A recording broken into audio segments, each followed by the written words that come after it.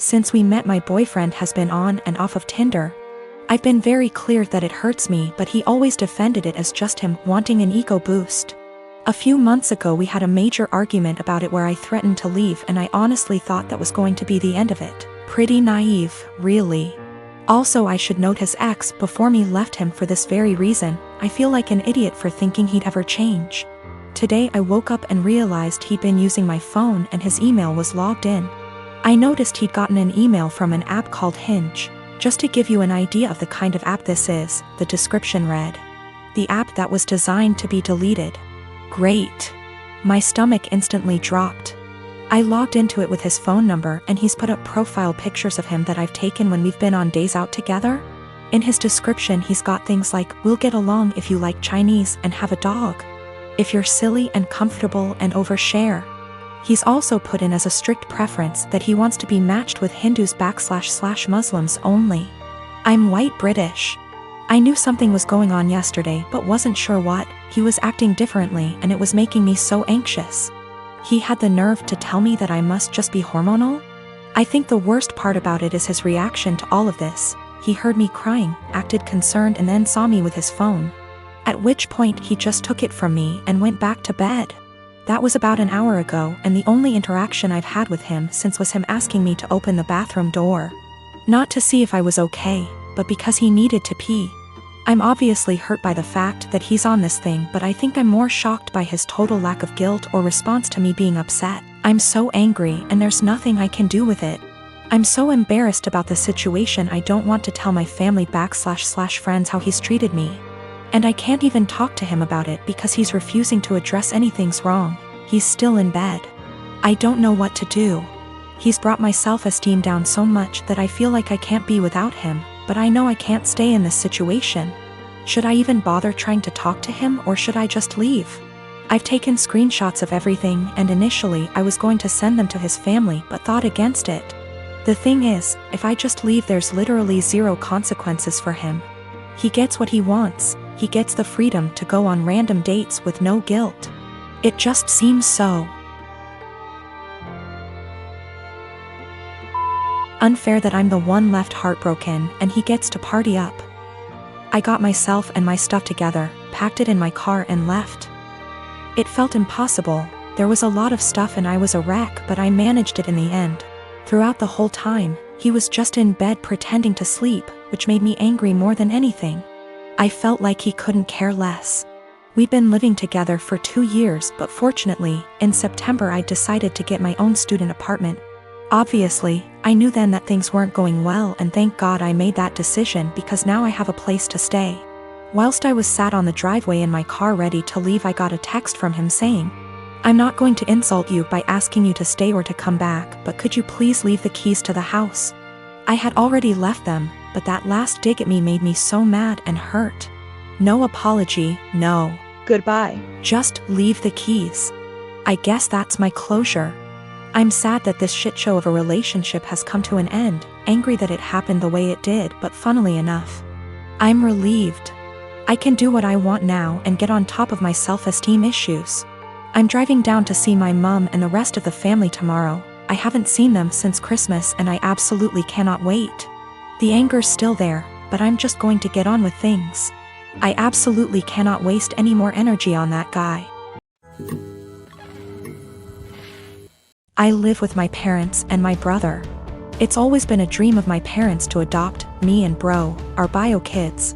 And they had come to the decision that they want to adopt an older kid. They got matched with Jess, who is 13. Due to the current situation, she is not living with us, but we've met before and she spent a weekend with us in January. Jess, despite sometimes being sweet and kind, is very high maintenance and has a lot of anxiety and anger problems. She can go from 0 to 1,000 really quick. During her stay, she got triggered by something when we were in public. She and I went to a clothes shop and my parents were in a cafe nearby. Some guy accidentally grabbed her by her shoulder as he thought she was his daughter, and he apologized immediately and started screaming. I was the only person there, and I tried to calm her down, but she ran off. She was found, shaken, but safe, an hour later. I then got grounded as I had failed in being responsible for my sister. I said I didn't have a sister. My parents were angry about this and said that how dare I be rude about her.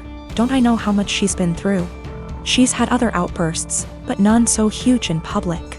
She can be cold and untrusting and was very clingy to my parents. I do admire her and think she's very brave, but I don't want to live with her.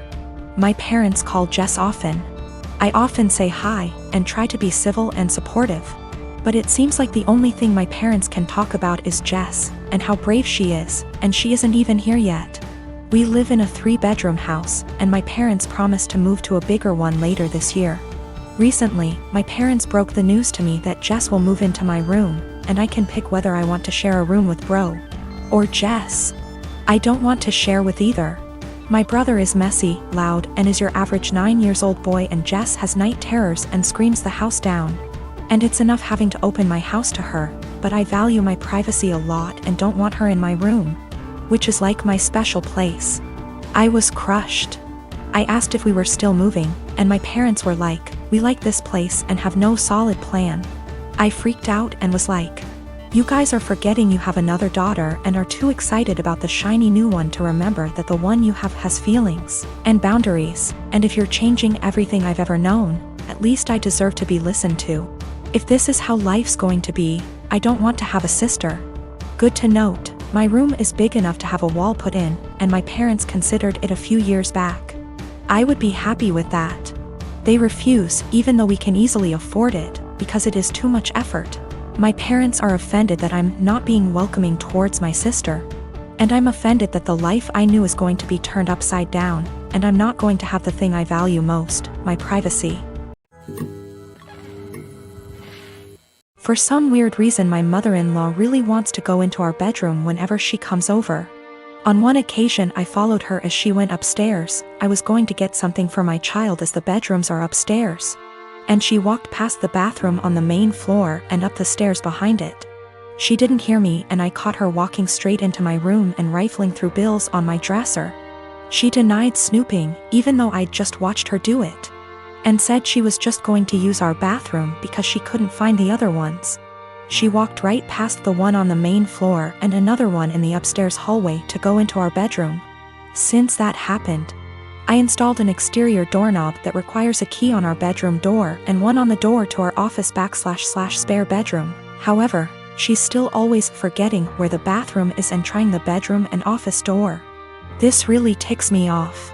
My husband says that I just get annoyed at this because everything she does drives me crazy, and since we've put locks on the rooms we don't want her in, there isn't really a problem anymore.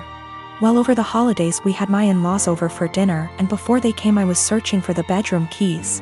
We hadn't used them in a while since we only lock the doors when mother-in-law comes over. My husband told me we didn't need to lock the doors since she wouldn't try to get into the rooms, and I insisted that she would because she loves to snoop. We went back and forth and decided to cover the doorknobs in superfine glitter to see if she tried them. I did this once before when husband didn't believe me about the snooping to prove she'd been in the rooms. Last time she ignored the glitter and we didn't say anything about it, but then my husband couldn't deny that she'd tried to snoop.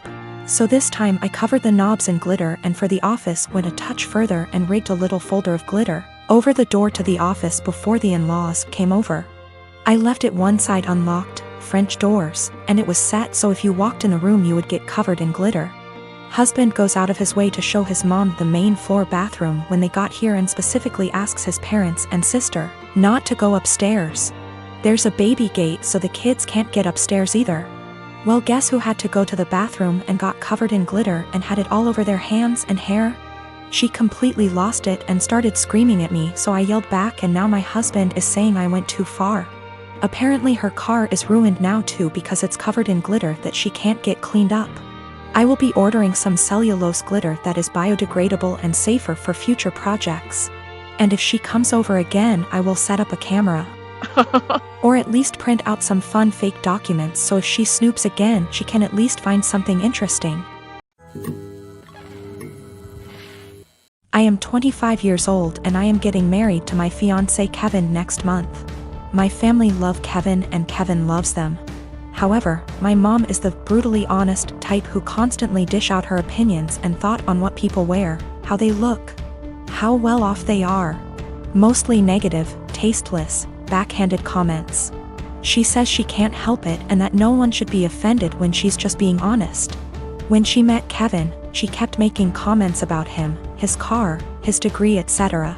With time and strict conversations, I was able to get her to show some respect. But she kept annoying Kevin by constantly talking about his hairless face. His face is clean, he doesn't have a beard or mustache, which he can be very insecure about.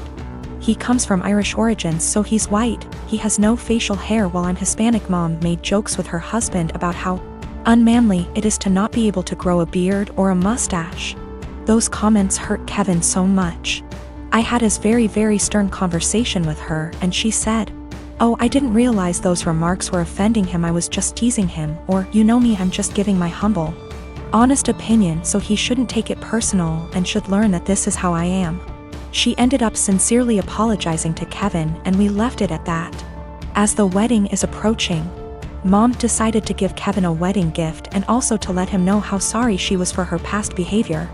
She invited the whole family for dinner and decided it was the perfect time to hand Kevin his wedding gift. He thanked her, but she insisted that he open it right there and then and show everyone what she got him since she knew him that well already. He opened the box and found a set of shaving tools with a shaving cream. Kevin stopped for a sec and kept staring at the gift. My stepdad took it and showed everyone, then Mom and others started laughing while stepdad kept saying, "You get the joke, Kev? You get it?" And my brother running around the table laughing with everyone. Kevin got up and walked out. I was so mad I lost it on Mom asking why she did that and humiliated Kevin in front of everyone. She told me to relax, she was just messing with him, but I said she knew how he felt about this topic and demanded she apologize. But she said no since she wasn't responsible for his reaction and thought he was going to laugh along. I angrily said no apology, no wedding invitation, period, then walked out. She freaked out, tried to say we overreacted to a joke, and my brother said I was crazy to exclude Mom from my wedding over something so stupid. He said Kevin should get over it since it was a joke, but I refused to send an invitation and withheld until / unless she apologizes. They think I'm unreasonable choosing this to be my hill to die on and called me disrespectful for how I treated my mom. I'd like to point out that my brother and stepdad and uncle sometimes take part in teasing Kevin. My brother, who's 31 years old, would sometimes either brag about his goatee mustache in front of Kevin or tell an indirect silly joke about this topic which would irritate Kevin and just spoil any family gathering we have. But Mom is the one who started this whole campaign, and I've already had conversations with her about it.